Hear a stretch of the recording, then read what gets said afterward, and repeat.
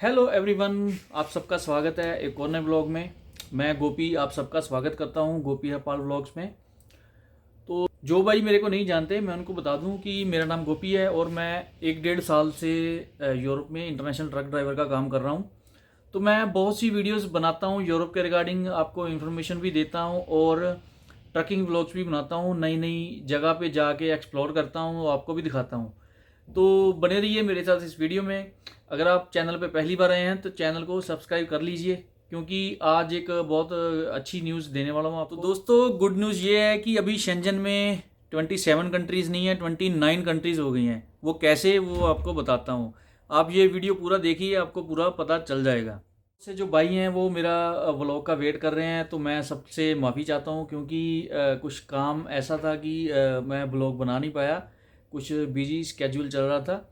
तो जैसा कि मैं अभी 4-5 दिन से छुट्टी में था थोड़ा, तो ट्रक में नहीं था, इसलिए मैं व्लॉग नहीं बना पाया। ठीक है, तो आज एक अच्छी न्यूज़ है जो मैं सोचा आपको डिस्क्राइब करता हूँ, तो बहुत से भाइयों के लिए हेल्पफुल होने वाली है।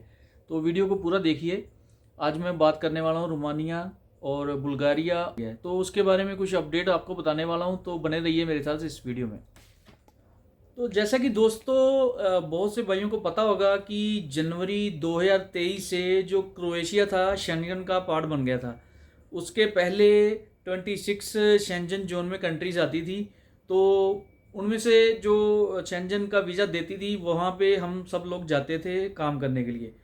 तो क्रोएशिया के बाद रोमानिया और बुल्गारिया, ये दोनों का जो चल रहा था कुछ मसला शेंजन में आने का। तो पहले इसके बारे में वोटिंग हो चुकी थी, लेकिन वोटिंग के दौरान ये पास नहीं हो पाया इनका शेंजन में एंट्री होने का।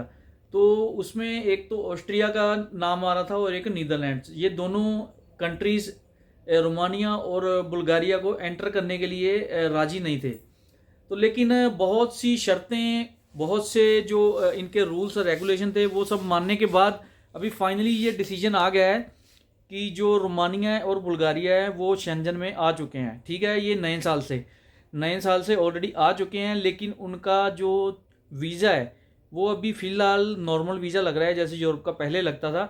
लेकिन शेंजन वीज़ा जो है वो अप्रैल से शुरू हो जाएगा। तो ये एक बहुत ही अच्छी गुड न्यूज़ है जो भाइयों को रोमानिया या फिर बुल्गारिया, और एक छोटी और कंट्री है कोसोवा, अगर इनमें से किसी भी कंट्री का अगर वीज़ा मिल रहा है, अगर सस्ते में मिल रहा है, किसी भी काम में मिल रहा है, तो आप बेफिक्र होके वीज़ा लगवा लो, क्योंकि शेंजन में आने के बाद ये सब रूल्स शेंजन वाले उधर लागू हो जाएंगे।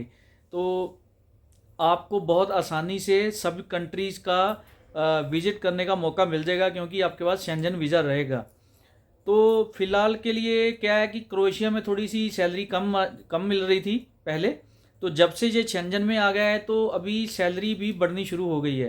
अभी बहुत से भाइयों से मेरी बातचीत होती है, सब बता रहे हैं कि क्रोएशिया में भी थोड़े हालात पहले से अच्छे हो रहे हैं, क्योंकि वीज़ा रेशो बहुत ज़्यादा चल रही थी क्रोएशिया की, इसके लिए रश भी बहुत ज़्यादा हो गया। तो बहुत से भाई पूछते हैं कि हमने इतनी देर हो गई है फाइल रखे हुए, सबमिशन किए हुए, अभी तक वीज़ा नहीं आ रहा। हाँ, ये बात सच है कि रश होने के कारण, क्योंकि अपने लोगों को पता है कि जैसे एक तरफ कोई खबर आती है तो सब भाई उस तरफ ही भागने लग जाते हैं। तो यही बात हुई थी कि जब क्रोएशिया शेंजन में आ गया था तो सभी लोग शेंजन में आने के लिए क्रोएशिया का सहारा लेने लगे थे। तो इसकी वजह से क्रोएशिया वालों ने वीज़े भी बहुत बांटे, ऐसा नहीं है। तो अभी तक भी उनका वीज़ा जो है बहुत अच्छे से लग रहा है। तो अभी थोड़ी सी क्या है कि कुछ हालात ऐसे हो रहे हैं कि वहाँ पे सख्ताई हो रही है। उसका कारण ये है कि करप्शन के मामले में भी कुछ लोगों का नाम आ रहा है क्रोएशिया में।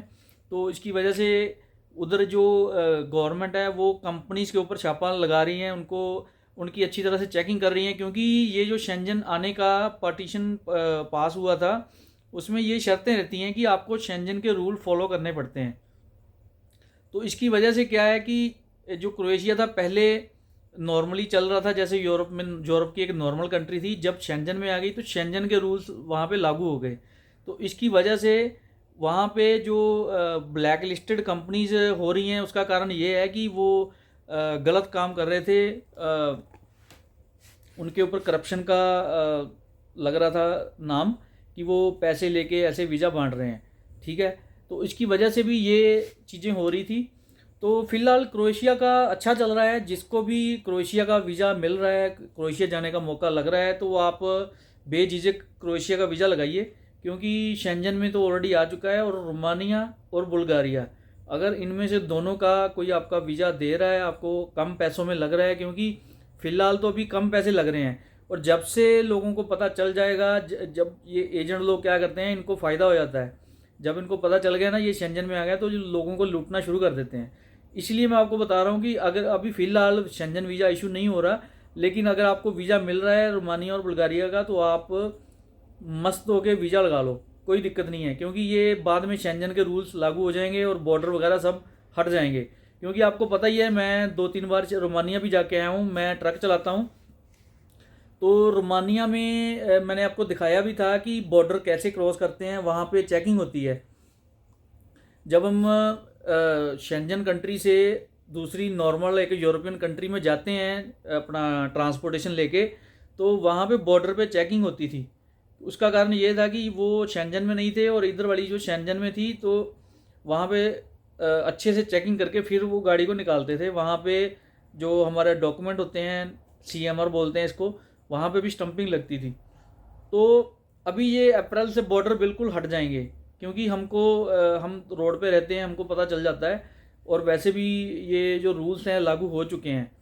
तो इसकी वजह से मैं बता रहा हूँ दोस्तों, अगर आपको रोमानिया और बुल्गारिया का वीज़ा लग रहा है, मिल रहा है, तो आप बेझिझक उसको वीज़ा को लगवा लो। ये बहुत अच्छी खबर है। तो दोस्तों ये थी रोमानिया और बुल्गारिया के रिलेटेड एक अच्छी खबर। तो मेरे को पता है कि आपको और भी बहुत सारी वीडियोस यूट्यूब पे मिल जाएंगी, लेकिन फिर भी जिन भाइयों को नहीं पता, हमारा फ़र्ज़ बनता है उनको बताने का कि अगर रोमानिया और बुल्गारिया का आपको वीज़ा मिल रहा है तो आप लगवा लो, क्योंकि वो शेंजन में आने वाला है। तो एजेंट इसी चीज़ का फ़ायदा उठाएंगे। जो रेट पहले 4 लाख था मान लो, तो अभी वो 6-7-8 लाख तक भी चला जाएगा। इसके लिए ये आपको बताना पड़ता है कि आपको भी पता चल जाए। अगर आपको सस्ते में वीज़ा लग रहा है तो अभी से आप वीज़ा लगवा लो, ये एक बहुत अच्छा मौका है। तो ठीक है दोस्तों, ये थी कुछ अच्छी खबर शेंजन के रिलेटेड। तो आप इसी तरह अपना प्यार देते रहिए।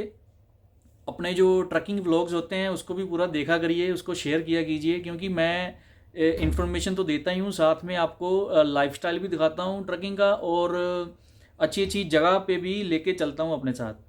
तो इसी तरह आप प्यार देते रहिए। मैं उम्मीद करता हूँ ये वीडियो आपको पसंद आएगी। पसंद आए लाइक और शेयर और चैनल को सब्सक्राइब करना। चलिए मिलते हैं बहुत जल्द नई व्लॉग में, तब तक अपना ख्याल रखिए।